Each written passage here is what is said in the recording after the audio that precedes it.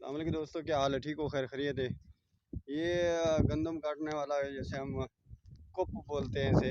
ये है गंदम भी काटता जाता है दाना इसके अंदर, यानी वो अपने आप को रखता रहता है और इसका वो नीचे वाला कीली नीचे फेंक दिया जाता है।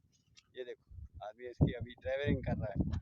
ये देखो माशाल्लाह, बहुत ही अच्छा लगा। हाँ।